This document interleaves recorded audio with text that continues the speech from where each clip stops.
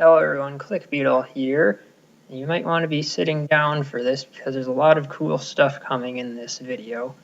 So in my last video, I demonstrated the new overvolting mechanic that I'm working on in DSL 2.3, and that was completely overpowered, as everyone quickly figured out. There is no reason that you would ever want to not overvolt your bot. And the original plan for balancing that was to make overvolted bots have a chance of their batteries catching on fire, which didn't work for a couple of reasons. So I had to come up with something else, but that something else is actually a much more elegant and actually more realistic solution, and I'm pretty happy with it. So it came about after I made two new important discoveries. One of them is that you can actually mess with battery hit points to affect their capacity in the same way that you mess with motor hit points to affect their power levels. So if you add hit points to a battery, it actually increases the lifespan. If you damage it, it actually decreases the lifespan. So you can use that as sort of a balancing mechanic. If you run batteries at higher voltage, they don't last as long. So the other discovery that I made is that you can actually use hit points in the text file as a unique component identifier. So that in the raw Python code, there's no way to distinguish exactly which components a bot is using. You can only get basic types like component, battery, spin motor, things like that. But if you have like a really weird number of hit points, like 401, then it's very unlikely that any other component is going to have 401 hit points. You can have the game check the hit points to identify which component that is. So here we have a bot. It's got one ant battery inside of it. And if we run it for a little bit, you can see that it lasts not very long. Power gauge takes about 10 seconds to reach 75%.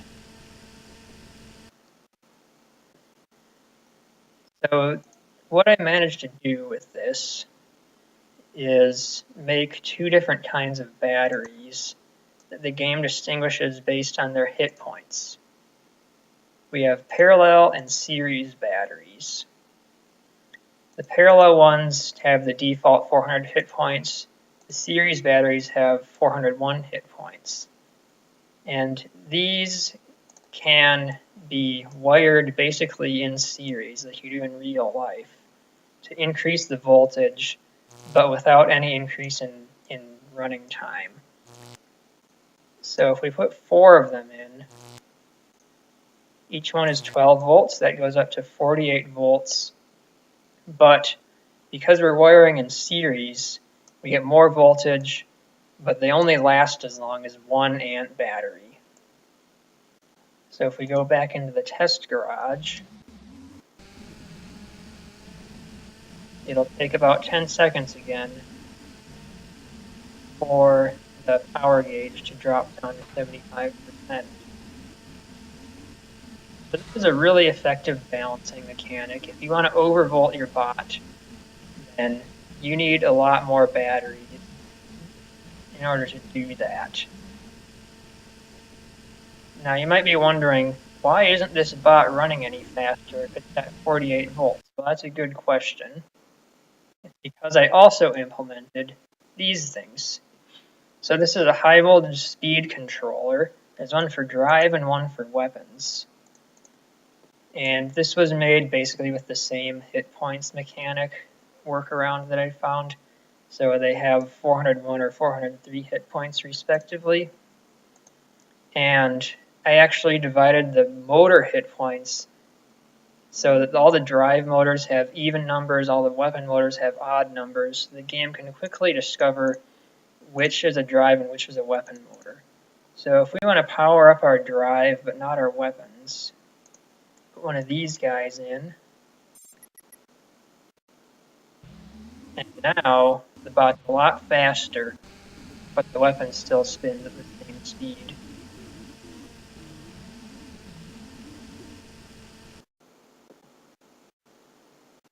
You can also do both. Put drive and weapons in there. Now the weapon spins fast and the bot drives fast.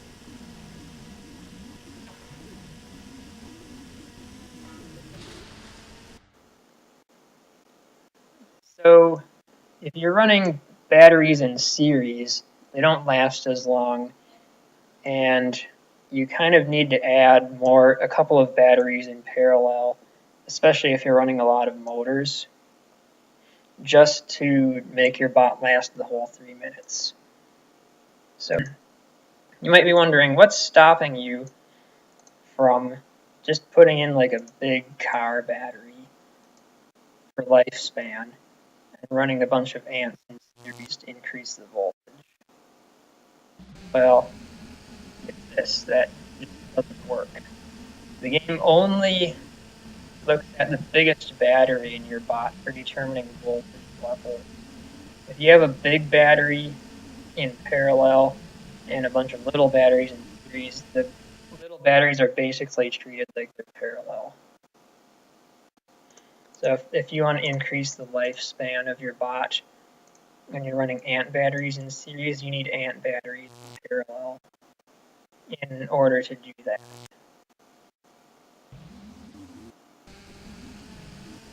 Now we see it lasts a bit longer. And also is still running at 48 volts.